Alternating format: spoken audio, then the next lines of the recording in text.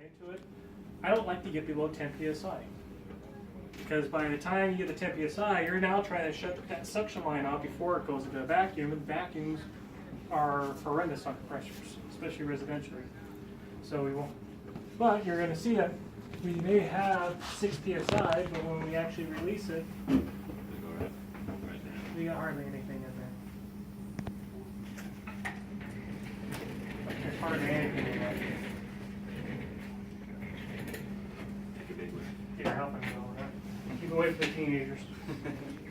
No more problem. So now what we're going to do is we're going to put this into the vacuum. We're going to send to the side. It doesn't matter. Because once we get the vacuum on, we're going to be good. So we're going to take this down 2 pounds, 9 ounces in our heads. 2 pounds. Set in a shady place if we're heavily loaded.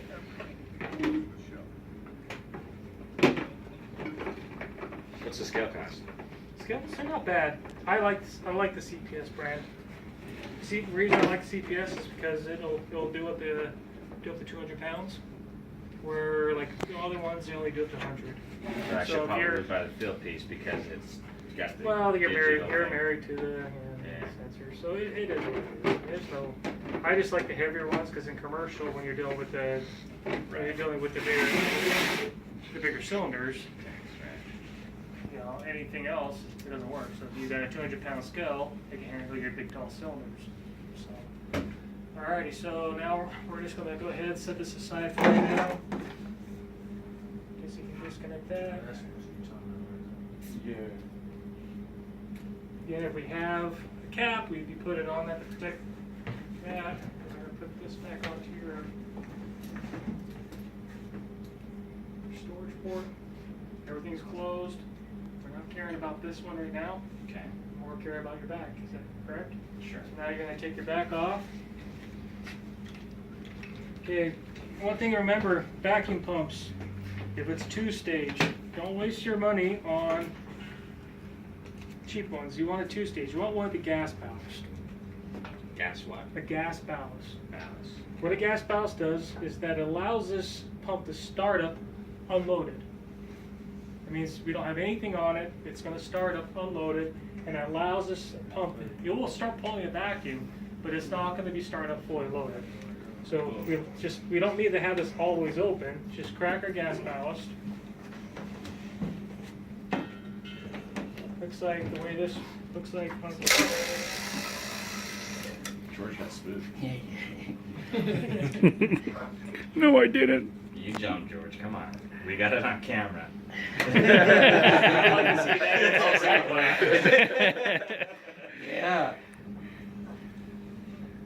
I'm trying to get that We on. got wires. We have some channel locks. Some of that monster. Man test. There we go. Good. Man test. No blood. No blood, Mike. Oh. Man test. Look at you. You're so manly. It's a bunch of So fingers. now we gotta find that. That's why we keep caps with this, because this particular pump.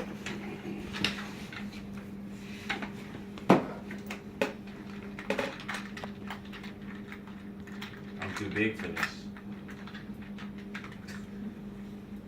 Too big. Yeah, we need to go. Yeah, my girth is too much. For this one here? No, this one. Yeah. Sick son of a bitch. Okay, so we're gonna seal that one off. And then come around and do 3/8 fitting.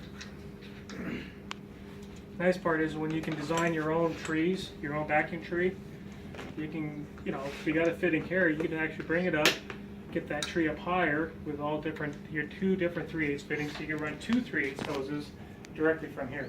So this is where we go. I don't even go through the gauge because we got to try to suck through this, through our gauges, down through everything, and at the same time, we really don't have a place to put a micron gauge. These have a built-in micron gauge, but you can't. It's difficult to isolate the system, read what's going on, because it's easier to use your core valve removal tools at the source, directly pipe to your vacuum pump, instead of going through gauges. So, alrighty.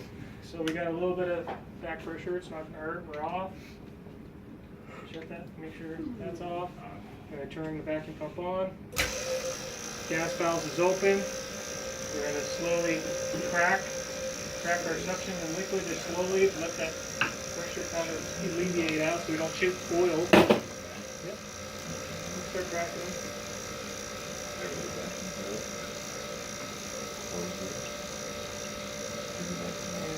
Now they're open. I'm gonna use the 4-way valve. It's open. Just crack it slow. Whoa. Keep going.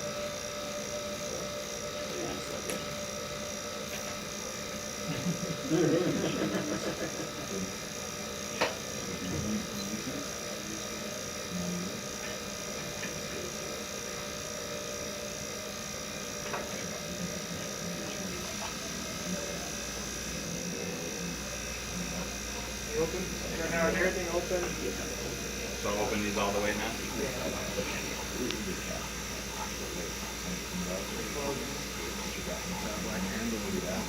That's the van. Oh, yeah, that's a, yeah, valve. Okay, so Basically just shuts off from the. You're good. You're fine, because now what you're reading is inches of mercury. okay, so it just flopped over. I'll actually flip over now. I'm not sure how yours work as for set it up, but it's going to start reading like that. Actually. You should open it back all the way. Close, those are open. Now you're vacuuming.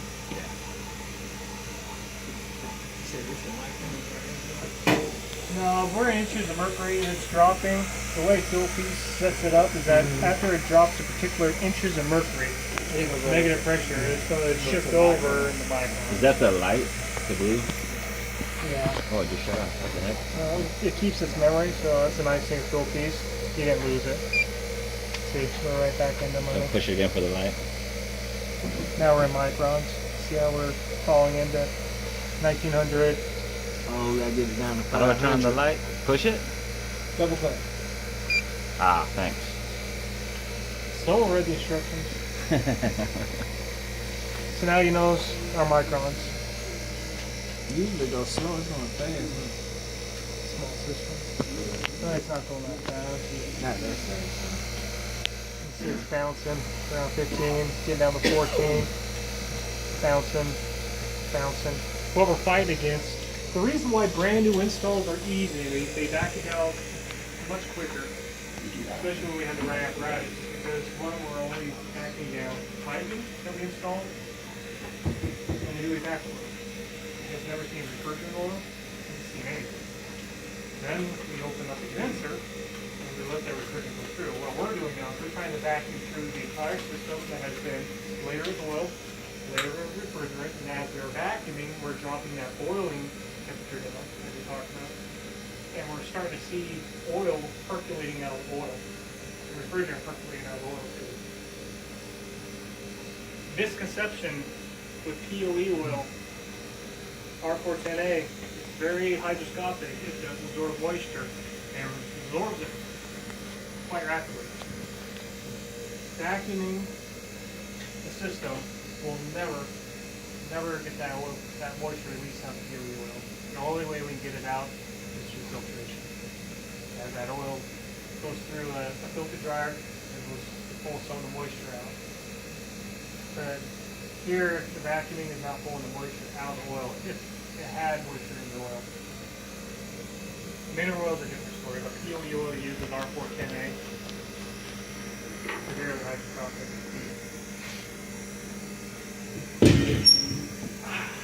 Should have put a shutter valve.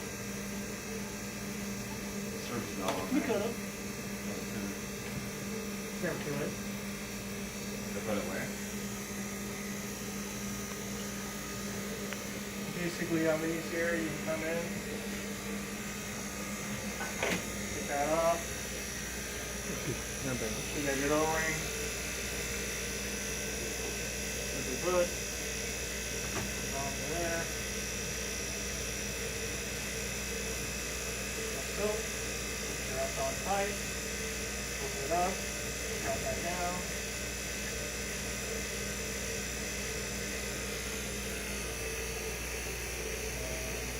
Turn it, you start filling it quick. Pressure pushes up, or down.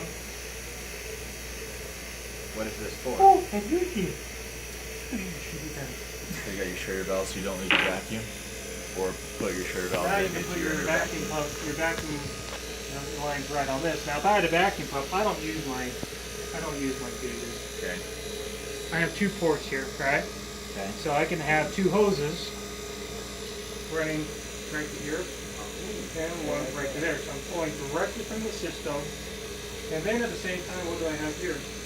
I got a nice little port. Here's a refrigerant this I don't do. Here's my micron gauge right there. The one I'm reading microns direct from the system. While I'm vacuuming, it's still running. I can isolate it. It's isolated, so I can check to make sure the system doesn't have leaks. How's my micron gauge is maintaining, staying, climbing. When you're vacuuming, you will see a rise. It's natural. It's what the rise does. Does that rise creep up and keep going and going and going and going? Leak. Does it creep up and kind of grow a little bit and stabilizes? I mean, there's still moisture in the system. Moisture is boiling off somewhere, and that boiling is raising pressure, and that's what tells us we need to continue vacuuming.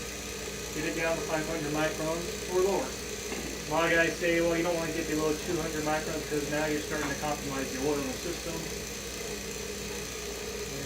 The only people that go that low are the people who want to show off. You said that moisture, that's hydraulic pressure, right? Because There's no, moisture. well, right now there's refrigerant in there. There's refrigerant in there, so, yeah, so. Yeah. Now we're just gonna take down both lines, put our rear core back into it. The nice thing is too, if you have one that's leaking in the field, you put that on, pull it out, get a new one, put the new one on.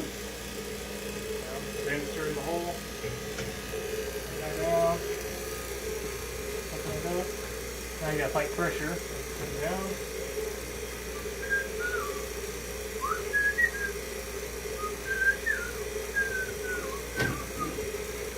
And I usually do this. Make sure that it's seated properly. And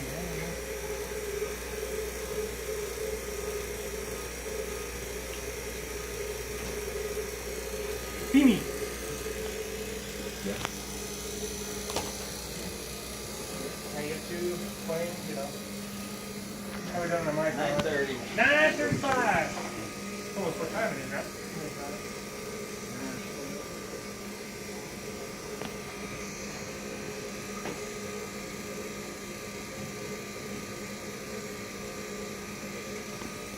There's nothing fun. Oh, it takes time. There's nothing natural. So the customers think we're screwing. What are you doing out there? They